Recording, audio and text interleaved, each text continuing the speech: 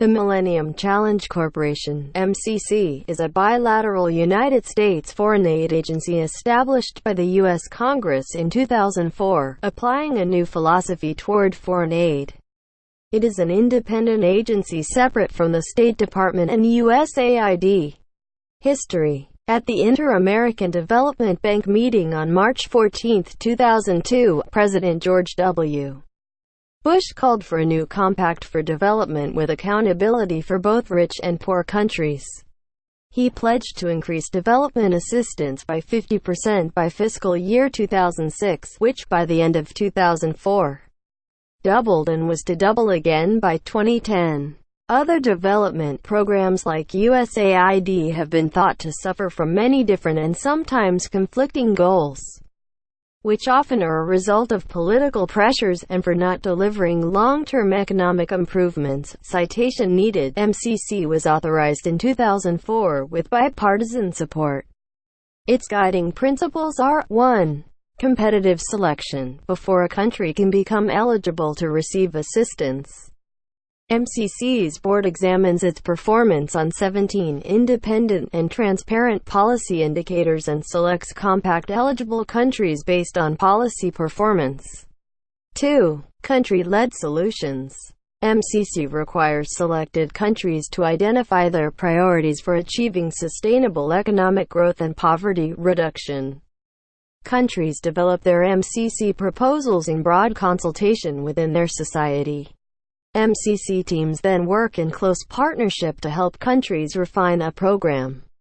3. Country-led implementation. MCC administers the Millennium Challenge Account (MCA). When a country is awarded a compact, it sets up its own local MCA accountable entity to manage and oversee all aspects of implementation. Monitoring of funds is rigorous and transparent, often through independent fiscal agents. Leadership. The first CEO of the Millennium Challenge Corporation was Paul Applegarth, a private business person with experience managing emerging market investments. Applegarth was followed by John Danilovich, a private business person who had served as the U.S. Ambassador to Costa Rica from 2001 to 2004 and then U.S. Ambassador to Brazil. On November 20, 2009, Daniel W. Johans, an Ethiopian-born American businessperson, was confirmed by the Senate as the newest CEO of the corporation. The current Millennium Challenge Corporation CEO is Sean Cairncross. The MCC board is made up of representatives. These include the MCC's CEO, the U.S. Secretary of State who is the chair, the Secretary of Treasury who is the vice chair, the Administrator of USAID, the U.S. Trade Representative and other private sector or development-related officials. Selection indicators. A country is considered eligible for a compact aid grant if its score on 17 indicators exceeds the median score of its peer group. All 17 indicators are compiled by third parties with no connection to MCC. MCC grants are made without considering politics.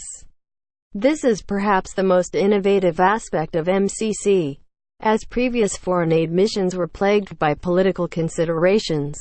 The focus of the MCC is to promote economic growth in the recipient countries.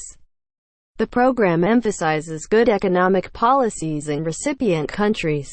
The Bush administration has stated its belief that development aid works better in countries with good economic policies, such as free markets and low corruption. MCC compacts and thresholds programs in recipient countries. MCC signs either a compact or a threshold agreement with a partner country. A compact is awarded if the country scores highly on the selection criteria indicators. If the country scores poorly but has a positive, upward trend on the selection criteria, it can still be eligible for a smaller grant, called a threshold program. MCC requires that each partner government creates a special purpose legal entity that will be accountable for implementing the compact program. Eligible countries. In the first year, 2004, 17 countries were made eligible for an MCC grant: Armenia, Benin, Bolivia, Cape Verde, El Salvador, Georgia, Ghana, Honduras, Lesotho, Madagascar, Mali, Mongolia, Morocco, Mozambique, Nicaragua, Senegal, Sri Lanka, and Vanuatu. Madagascar and Honduras were the first countries to receive actual funding from the MCA.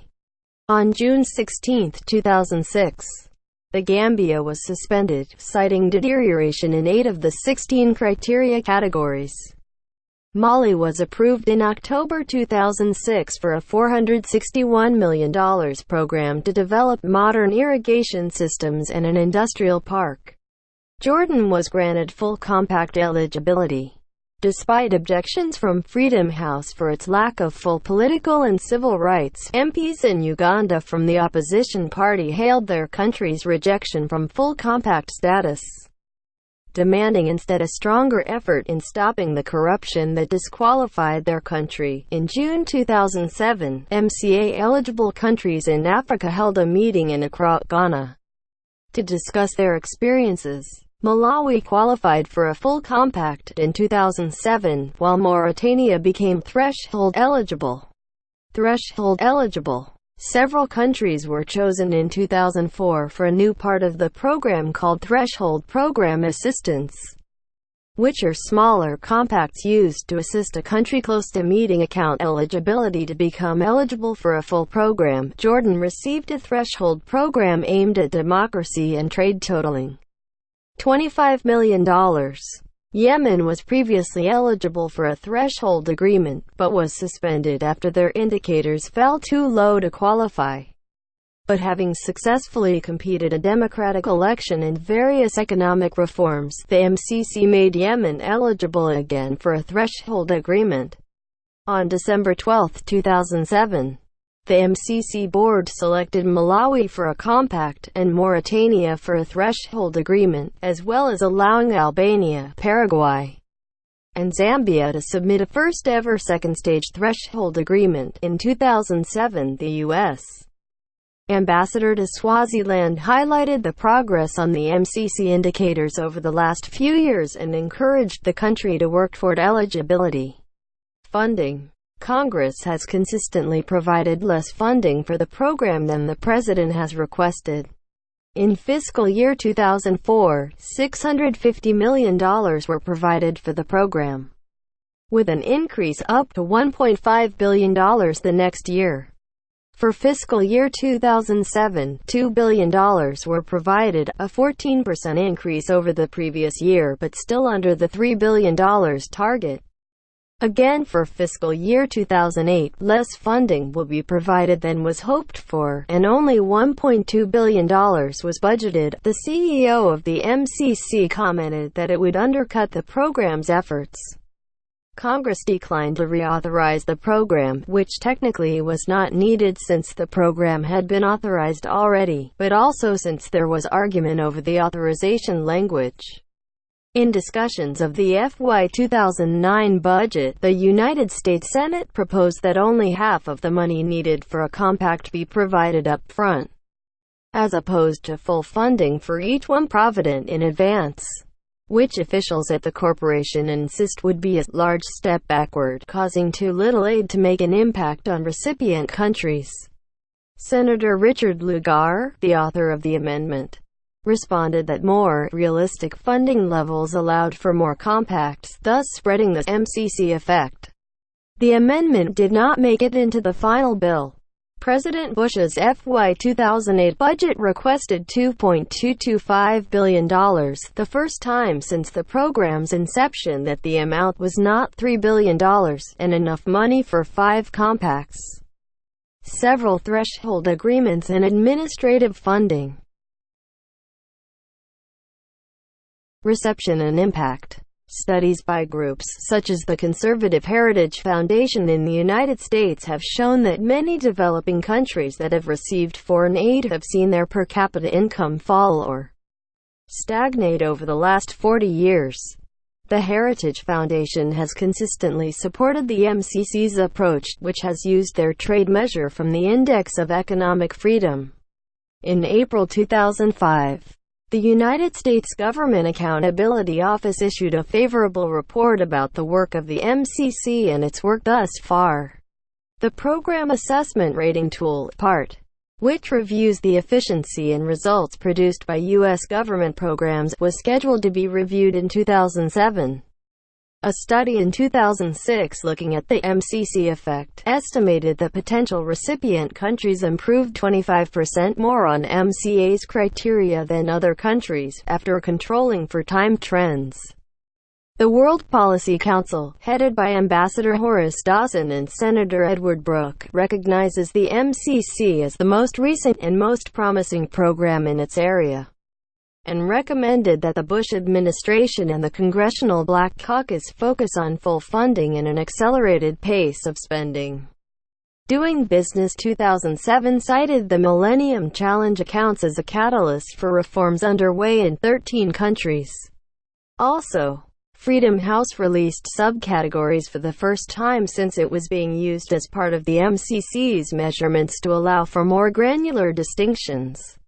Also, the number of days it takes to start a business in low and low-middle income countries has decreased significantly since 2002, which is one of the factors the accounts measure since rapid business registration is thought to increase economic activity.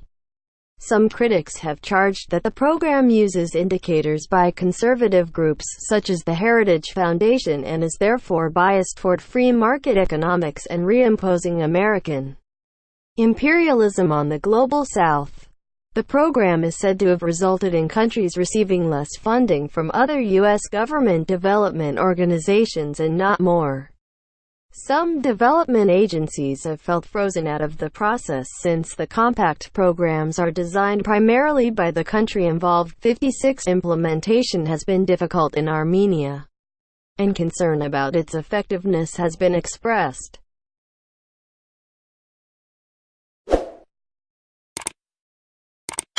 Watch more videos, subscribe our channel. Thank you.